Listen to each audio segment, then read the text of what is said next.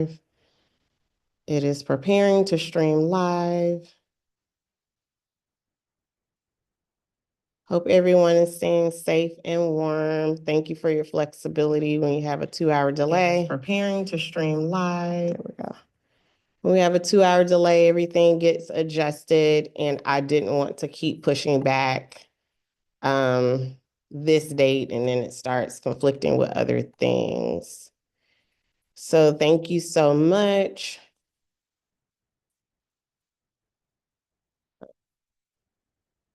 So I see there is a question from Ms. Olmsted. I'm not gonna give a budget update right now. Not prepared for that.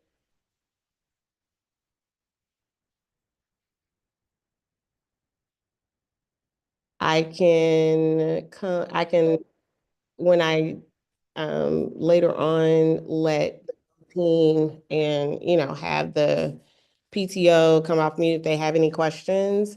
They can ask some questions about the state level funding because I'm not quite certain what that is about. We do not have any changes in immigration policies as of right now. So I can't update on any of those things personally, but I will definitely, if you have any questions like that in chat, I can definitely reach out to legal and get an answer before the next principal coffee to answer the immigration policy question. And then, of course, by the next principal coffee, and actually, if you tune into the Go Team meeting next week, you'll get the budget update. Okay, so let me begin. We're just talking about basic things and actually going to address CCRPI because although I sent a letter home to the families, we haven't been together since that was released. So we're gonna go over that and make sure everybody's aware of the 8th grade end of year activities and what's coming up next. Not sure Dr. Harper is on right now. If she's not, I will give a quick overview for this. We started with our rising 7th and 8th graders for their connection selection for next year. The teachers are administering those through their advisories. You can always ask the students what they chose or resubmit it because we're going to use the most up-to-date version of whatever that survey was. So like, let's say the student put something in and you didn't want them to have gym, you wanted them to have computer science. Well, then you can go in and change it, and we're going to go by the latest version of that survey. So you can enter again if needed. So check with the students. The survey went out last week, and I'm going to, after this meeting, upload these slides so you'll be able to click the slide link here. And I can see if Ms. Moore can put that in the chat, what that link has, if you want that now. Let's see, what else you need to know. Right now, of course, everything's set on whatever the budget will be. So as of course, I'm always trying to keep our options open here, I will say there is a possibility that maybe one might go away. As we're finalizing the budget, of course, I will update as we go along in the process, but as of right now, that is where we are. As far as the report card question, report cards went out on January.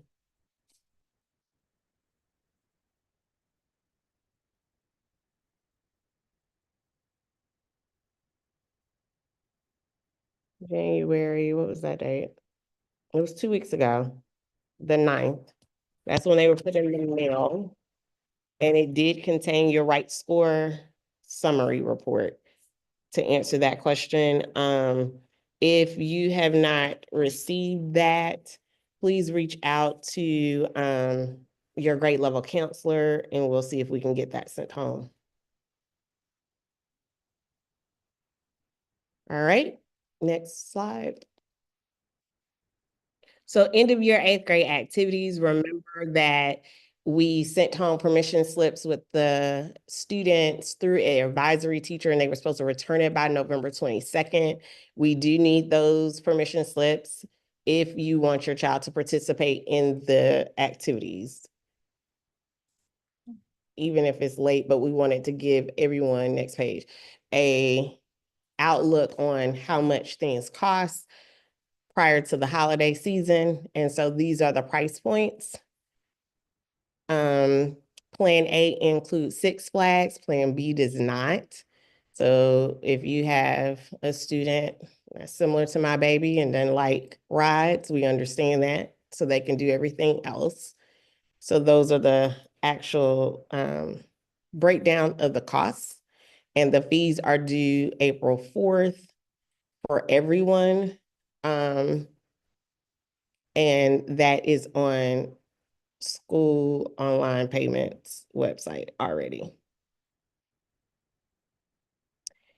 There is, thank you, Lisa. There is, if you go on the page, there is an opportunity for people to fund scholarship opportunities. And we're also working with PTO to help fund a couple scholarship opportunities for those who are a little less fortunate. You can go to the next page.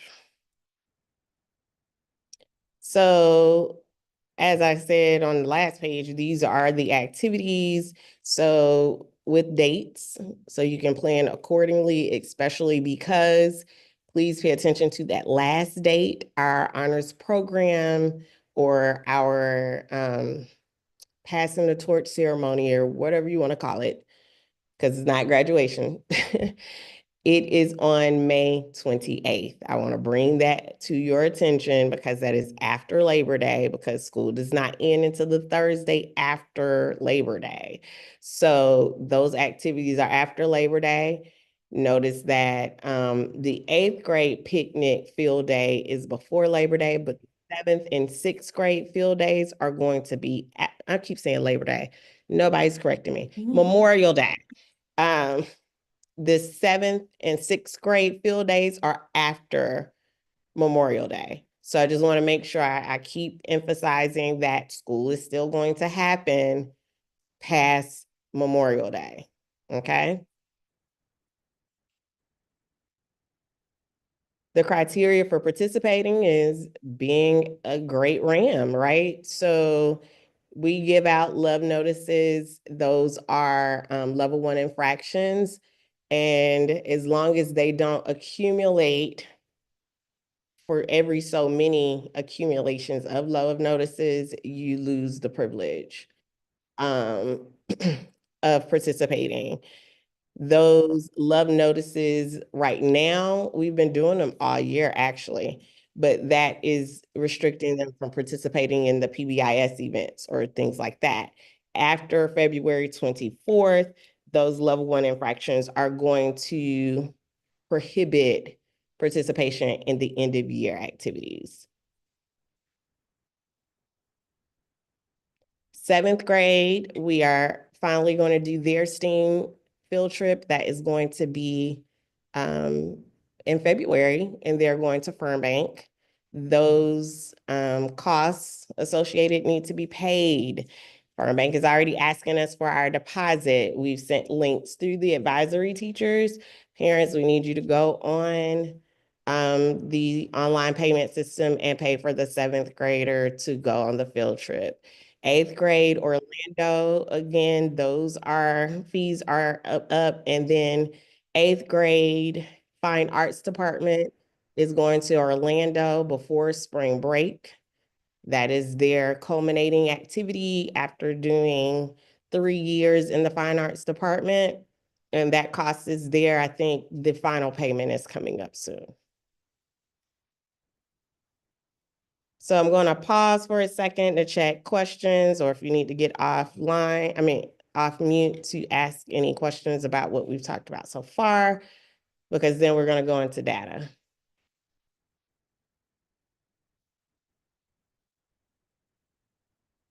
The Go Team meeting is 29.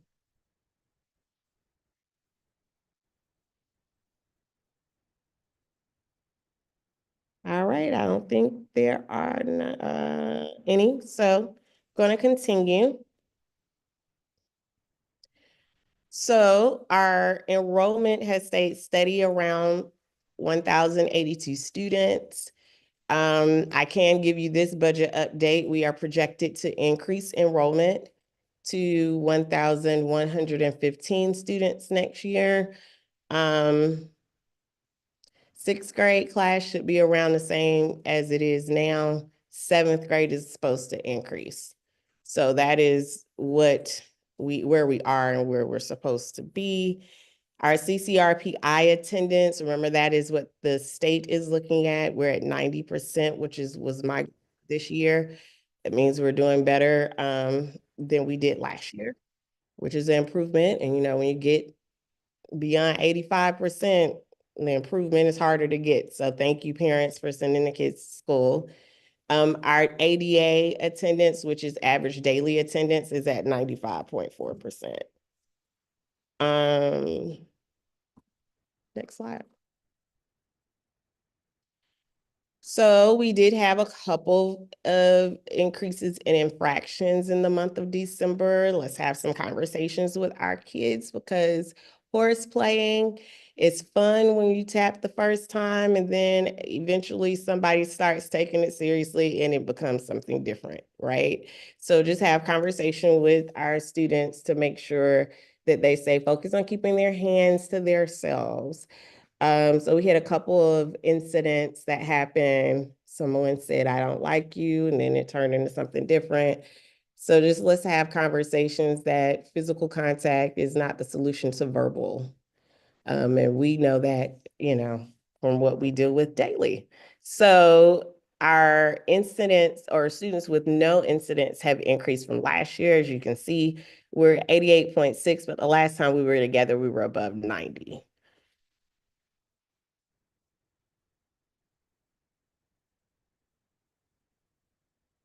All right, so CCRPI, I sent a letter home to everyone when that was released. I was very, very, very excited to see increases in every category. We have 4 categories. This is college and career readiness performance index. That is how the state measures our effectiveness as a school. And as you can see, the purple numbers were last year's numbers, and the black numbers are this year's numbers.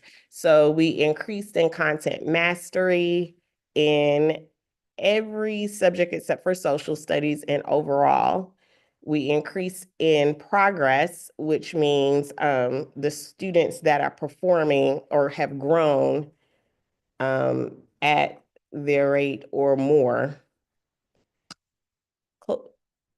Closing gaps, that is the percentage of students that we've met our targets that the states have provided, which the target is to decrease the achievement gap from 90% by 3% every year. So we hit those targets, which means we have to work harder to hit the higher targets for this year. So that is what closing the gaps refers to. And then readiness is all the other things like connections, student attendance, Lexile, reading on grade level, those kinds of things. So you can see that we increased in all of the categories. Sure. Let's go to the next page and I will make more sense of closing the gaps. So closing the gaps comes from these targets that you can see here. We didn't have any targets for math because that was the first year that we were tested on those standards. So those become our baseline percentages. And remember, this is a weighted percentage, which means you get more points for being distinguished than you do for being developing. So as you can see, remember I said that the students have to decrease the gap in achievement from 90% by 3% every year. So that's how the target is set. And as the students perform better than 3% than they did the year prior, then our target is increased. What we did specifically last year, if you recall all the things, we took away proficiency and beyond, added more in class time. We also changed intervention to be an actual graded course because remember the year prior, intervention was a part of advisory homeroom. And so we can do more targeted work there. And then we really focus on building the capacity of the teachers. So thank you to Foundations for helping us with paying for professional development. And you know, quite frankly, like I said in the letter, I hired 42 new staff members. So hiring and making sure we build the capacity of the people in the room and build the culture of the school, right? You perform better in a place where you feel like you can learn. I hope that answered. If you have a specific question, Lisa, you can get off mute. If you go to the next page. So when they look at closing the gaps, they look at the red flags. If you could have seen the prior year, we had red flags all over the place. And you can go to the state website. We'll add that to the chat and look at the 22-23 school year versus the 23-24 school year. So we had red flags everywhere. So the green flags give us a point, yellow flags gives us a half point, and red flags gives us 0 points. And the green stars means that we decrease the gap by more than 6%. So remember, we're trying to decrease by 3% from 90, wherever you are in 90. We did over and beyond and went 6% for some subgroups because you can only get green stars or economically disadvantaged, English language learners, and students with disabilities. So as you can see, we got 6 green stars. So I want, you know, kudos to the staff, parents, and I really think that we're running a trajectory to do even better because first off, the kids have to be here, and we've already said the attendance is increased. We have a good staff, so the only challenge is, remember, once you decrease it, we have to hit a higher target. So that's our only challenge, and we're working very hard to meet that challenge. Do I have any questions? Because the next slides are not about CCRPI. We're going to go into MAP data. Any questions about how the state viewed us on performing last year?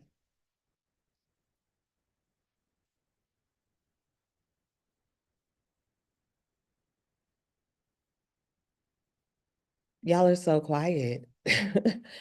All right, so we'll keep going to MAP testing. Thought I hit a bottle of water, but I don't. All right, so we're going to show the MAP testing for winter, which we did right before the break. Thank you. And so that score here is for reading. And this is how the school did versus the district. From August is fall and winter is December. And you can see overall, we decreased the number of students in red, which is beginning level or the equivalent. And then we increase the number of students that's in distinguished, which is the highest level.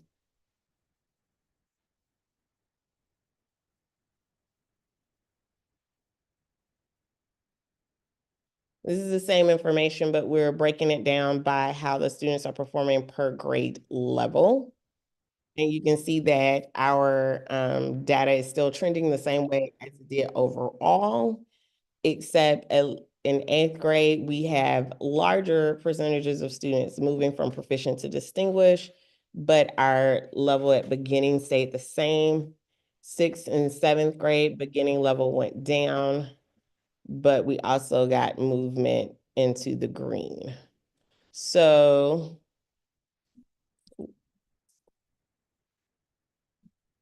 we are moving along. This is again for reading only.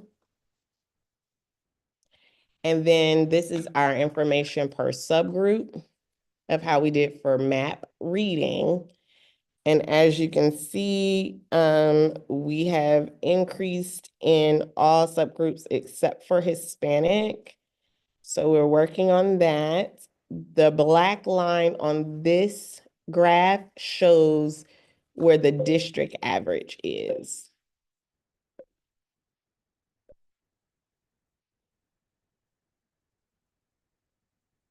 This is our math map data. Again, we're looking at our fall to winter, August to December. As you can see, we stayed the same in beginning overall for the school, but we increased the number of students moving into distinguished. So while staying the same, we decreased in the second level, which is developing, we decreased in proficient, but increase in distinguished. So that means that students are moving up a band overall.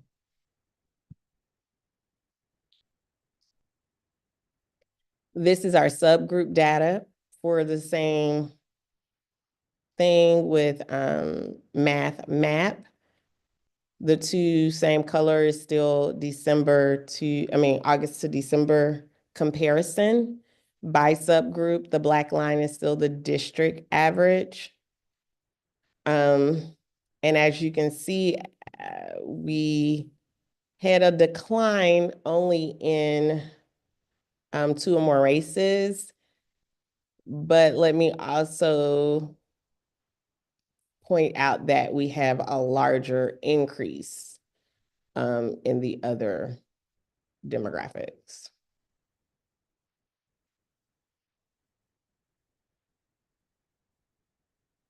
So these are our upcoming spring assessment dates.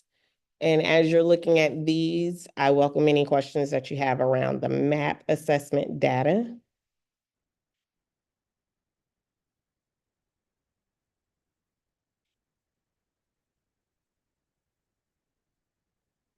Okay, so we're going to move on. Our climate survey, this is how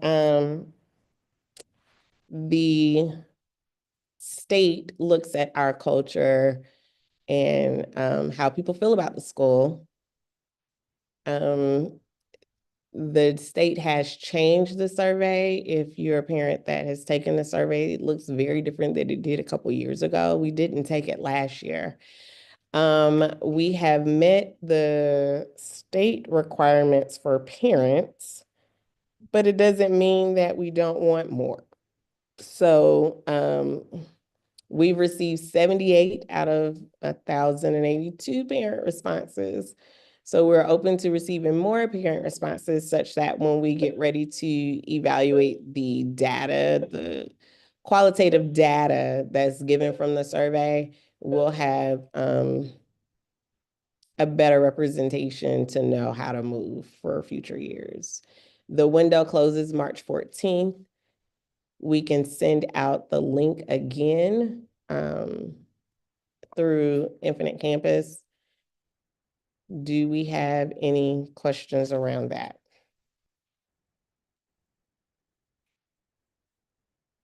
All right.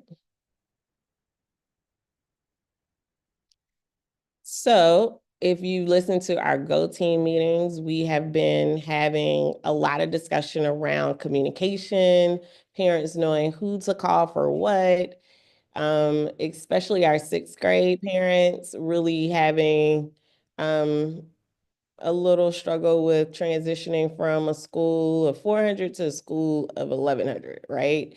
And so we worked on last year creating a one-stop shop for communication. And this year we have expanded that one-stop shop now into what we're calling our first responders list.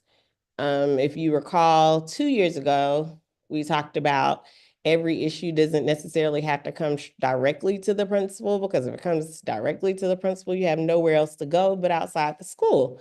So what we're trying to do is get, just like you do with the first responders anywhere else, this is the person you call first, who has a little bit more flexibility in their time and can get to you a little faster.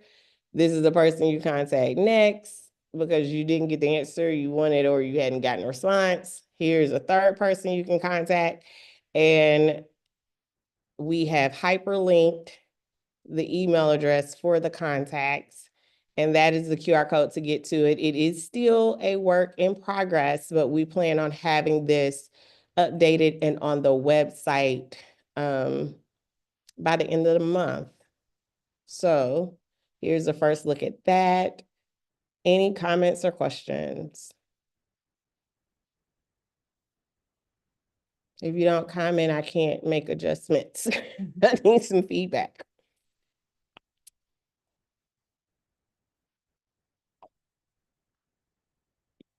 Thank you for that feedback.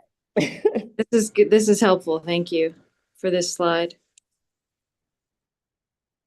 So we plan on having it on the website by the end of the month.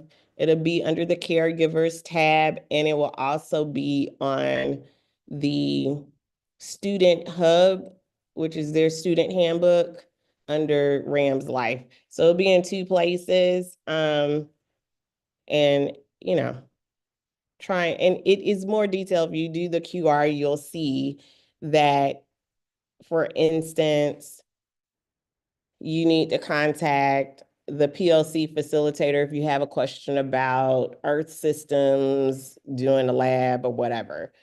Well, you need to know who those people are.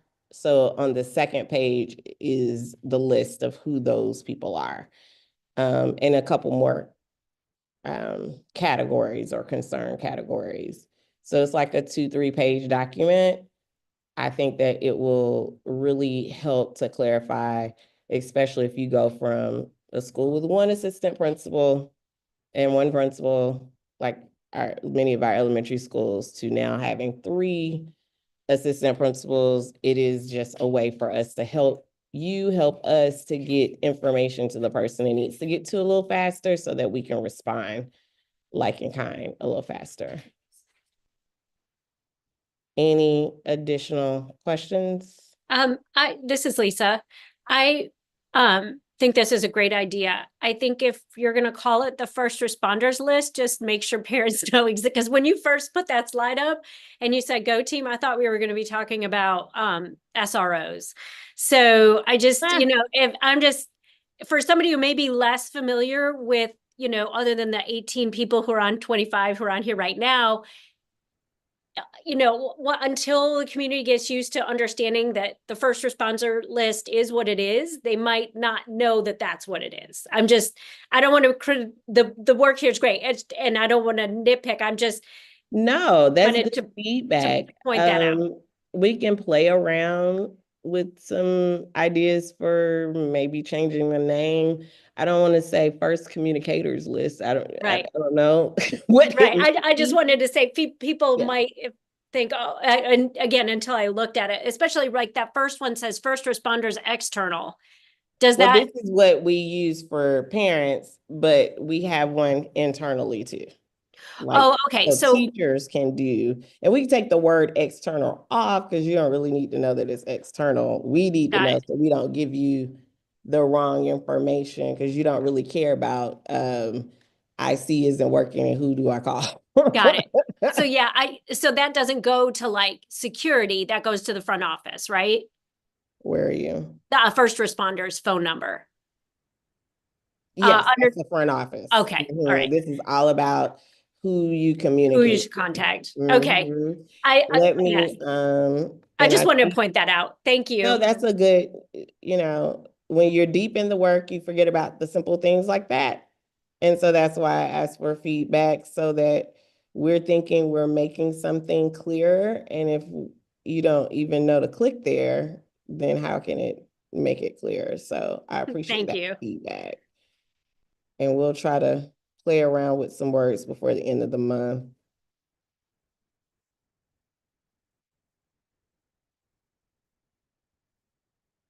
Oh, communication tree.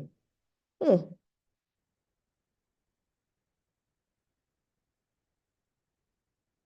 I'm trying to find on my phone. Okay, no. Trying to find on my phone the list so that I can unrestricted. Give me 1 second. We're gonna have a pause for a commercial break.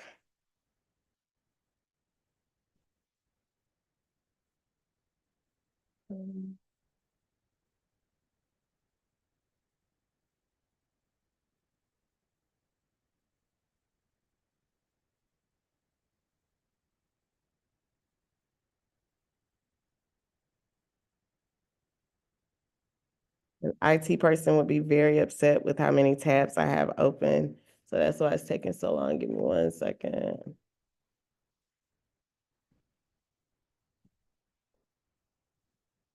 All right, so I've adjusted that. So if you refresh it, those of you who did the QR code, you should be able to see it now. And before we go to the next slide, I see a like for communication tree. Anybody else?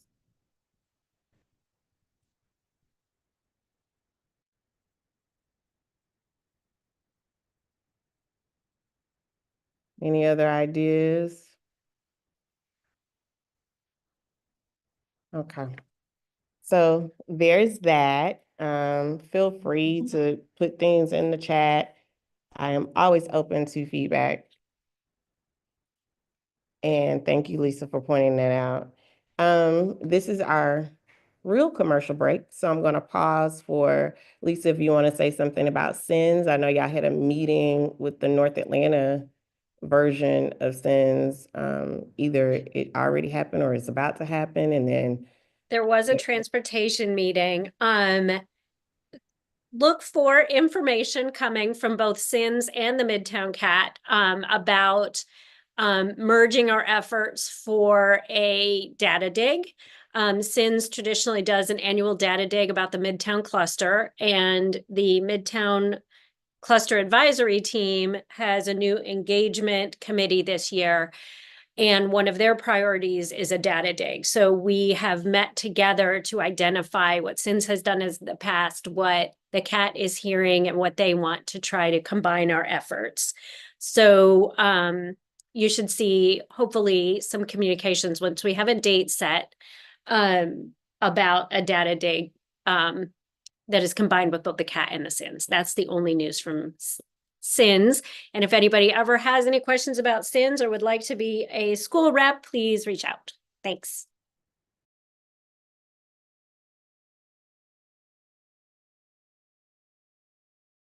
I'm just talking. Thank you, Lisa. I don't know if Allison or someone from PTO is on that wants to speak to what's going on. Snow days have kind of messed up our cadence of seeing each other, but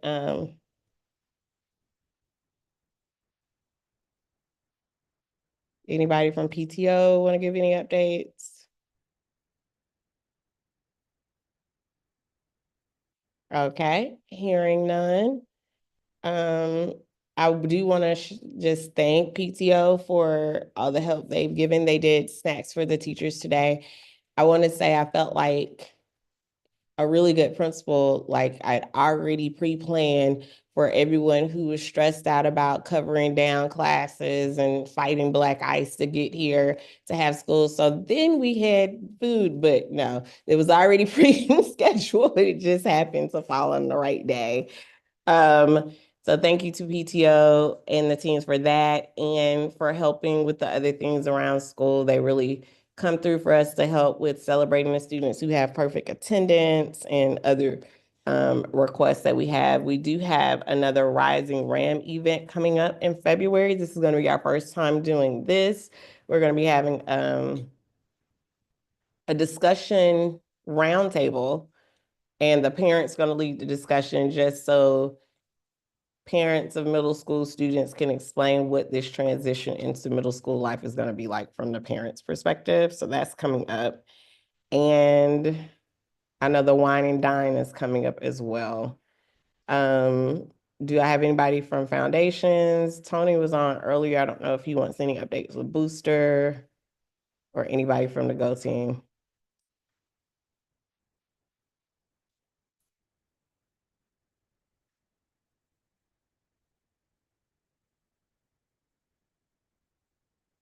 All right, Tony said no updates for him. Hey, Miss Hollis, I'm here. It's Carissa. I can do a quick foundation update. We had a fantastic fundraising year, really just blew away everything we've done in the past. So we're looking forward to some more big projects around the school. I know we did part of the courtyard and there's more to that.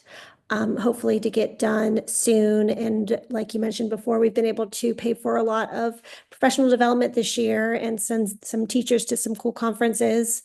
And it's been a lot of the connections teachers, which is great because they see all the grades. So that impacts a lot more of the school. And I think that's about it. Thank you for that. Yeah, the foundation's donor event was really, really nice. I think that happened after our last principal meeting. I don't think we've had one since then. So that was very nice. The teachers came and just really building relationships between the staff and the parent and community, right? I think that was one of the charges that was made when I first got here. And I think every year we get a little bit better, and every year we pull down the barrier between the stakeholder groups. So that is great. We do have Go team meeting next week. It had to be changed from this week, which we would have been changed anyway because it was a snow day. But it's going to be on Wednesday, which it normally is on a Tuesday. It will be live streamed because it is a virtual meeting. And it's on 2/29, starting at 4:15. That is when we're going to do a look at the allocations. I'm sorry, 1/29. And that's when we're going to look at the allocations and break down what I'm working with for next year. I do want to also point out with the Go team meeting that, we still have opportunities for public comment. If anybody wants to sign up for that, that link is on the Go team website. And you can also reach out to your Go team reps for anything you want to talk about. One thing that is on the agenda is from a Rising Ram parent who has been sending out communication about who would pledge to offer the pouches that are done at Midtown for us to get them at Howard. And we already have a way for the day.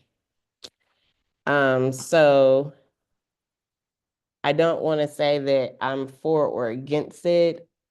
I did say in previous meetings, which I still stand by, that we do have some other things that I think is a more meaningful way to use the monies. But if anybody wants to get offline and give some feedback or comments, because I know we do have some Midtown Howard parents that are here. I do know that it is going well at Midtown, but I also want to say Away for the Day is going well at Howard. So the investment is about $35, $40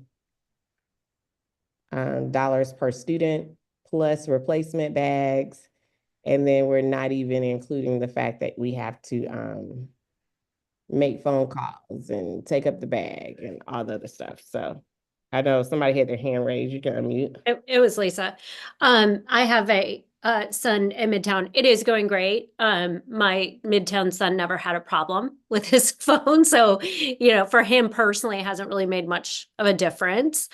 My younger son, I have to put his phone on downtime during the day to make sure he's not using it. And that has worked well for our family. So, my biggest issue is the cost as a parent. And I think I read an article last night that the state of New York is providing funding to schools for pouches. I didn't read the details. It's on my list to read today. So I feel like parents who are advocating for this need to advocate up, because the funding to me that's just so much money. And it feels like if this is a problem, the money should come as part of the education budget from the state, rather than asking our public schools that are already facing shortfalls to come up with this money. If anyone's interested, I can try and find the article and send it, because I think it's a relatively new initiative in New York. I'm not even sure how far along it is. Because in Midtown, it's not a one and done. You have to replenish these every year. And then you also have to have the staff to enforce what you're saying you're going to do. So they do have dedicated staff that's calling parents and entering it in IC and requiring parents to come up and meet with them and all the stuff. And they have more support staff at Midtown than we have at Howard. So I do think that if this is an initiative that we're going to, maybe I can send out a survey or something to parents. If this is an initiative that we want to do, it's really going to have to be a partnership, not from just a financial standpoint, but how willing are we to add a branch to PTO of volunteers is going to come up here and call every day. Your child's pouch was taking up, you know what I'm saying? And what are we willing to do in order to implement this in a meaningful way?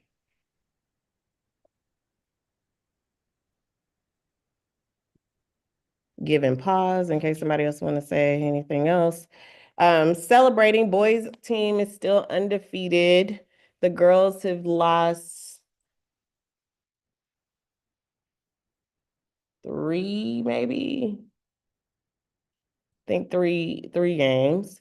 Our robotics team, this is our first year having it back since the pandemic, and they are doing well. They won last month, and then they won the competition this past weekend, making it into the state competition. So I'm very, very proud of the robotics team, and they're working with the Midtown robotics team as well. Our dance team scored second with the MLK West Side Invitational Dance Competition. And our beta has been doing a lot this year. I know that was a concern as we ramped beta or brought beta back online last year, their outreach portion. So this year they've been doing much better and donated nearly 100 toys to Toys for Tots last month.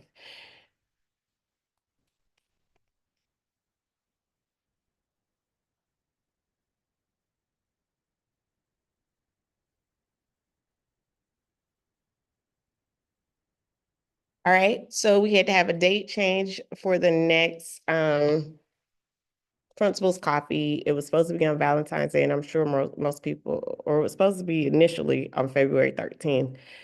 We're going to change it to February 24th because it's a lot going on those days, especially now that we've had to reschedule some Rising Rams events and stuff like that. So the new date change is going to be February 24th. And then the upcoming events is on the next slide. And so you can see what we have coming up. Do we have any other questions as we close out for our Principal Coffee for January?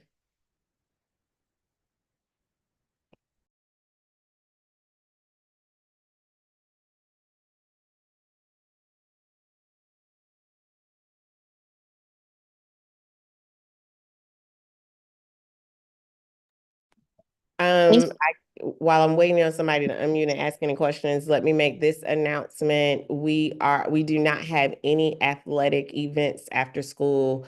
The games are canceled. We're having a bus driver shortage, trying to make sure everybody gets back home. So we will not have any practices or athletic games today. So we'll get information to you about when that game will be rescheduled for, and we also have to get information about the KIPP rescheduled game for the boys game. Still waiting on that information from athletics. Thank you for all you do, Ms. Hollis. Oh, thank you. I couldn't have do a it que- without you all. Mhm.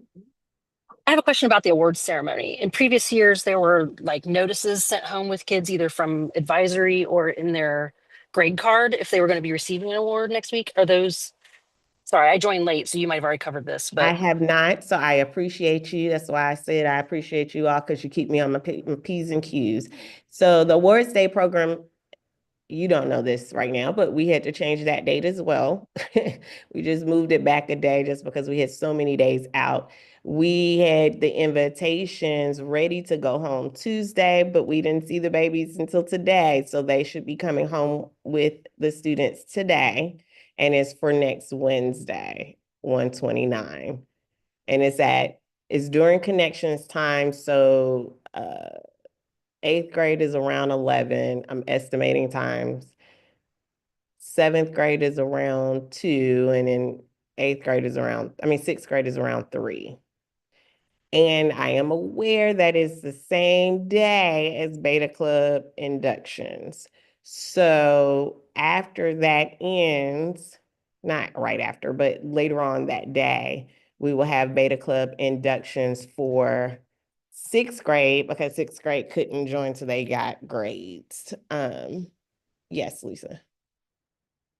I have a question on the award ceremony and kind of going back to the CCRPI results. I'm trying to think of how to word this.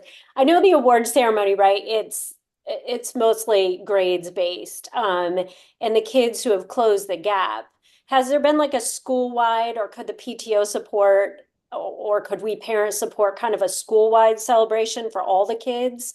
Given the great gains that were shown in the CCRPI, recognizing both teachers and students, that would be kind of a full school recognition. So the awards program does not just recognize students with grades. It does also recognize citizenship, attendance, improvement, but it's for the work done in the fall. I am not opposed to some kind of celebration. I think that maybe we can talk offline of what that scope looks like, especially because we've lost 3 instructional days. What that would look like to implement. And you know, what your thoughts are on that, but I am definitely not opposed to having it. Okay, thank you. Especially, you know, if it's PTO, and I'm always down with celebrating the kids. And to your point, Lisa, maybe doing it to ramp up for the state testing in April.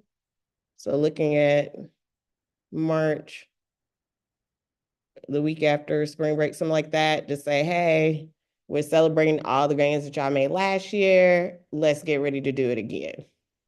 So that's not a bad idea. Okay, I'll reach out to PTO and ask if there's anything I can help with. If Okay. it's a possibility. Anybody else? Well, you know, we're a Sam school, and my Sam is telling me we're over time. I think she's actually logged in to make sure I knew we were over time. So,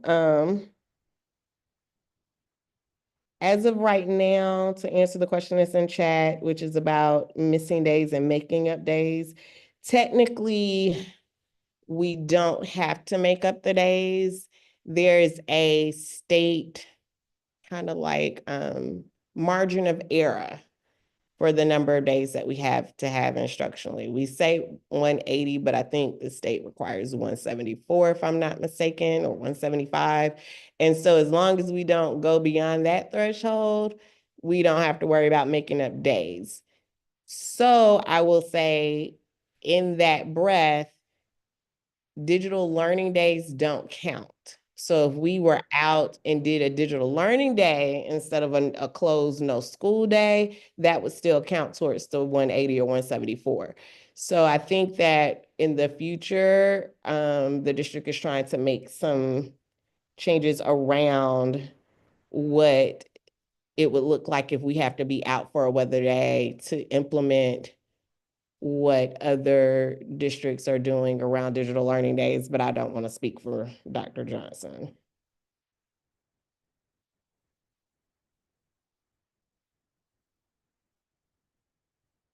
I'm also waiting just in case some people were ice stuck and black ice and couldn't get out today with the students. I'm waiting to get clarity on the attendance. As of right now, it's unexcused absence, but I've already spoken to the teachers around giving grace for the assignments that are graded for today. So when we get more information, we will either post it into the Schoology so people can know how to plan for what today was. Well, thank you all. It's been an amazing year so far. We're going to keep it going. Trying to make sure that everyone is safe and everyone has the information. I know it was a inconvenience to have this in the afternoon, especially when I couldn't change it until I knew what the district was going to do. And as opposed to canceling it, that's why we just said it's data that we need to get out to parents. Let's just go ahead and have it today. So thank you for those who could get on and for those who couldn't, who are watching it after the fact. As long as you get the information, it helps us all to be more knowledgeable and helpful. So thank you all. I'm here if you need me. And remember, we're going to get our who to call list, because I think somebody said that, out by February 1st. Thank you.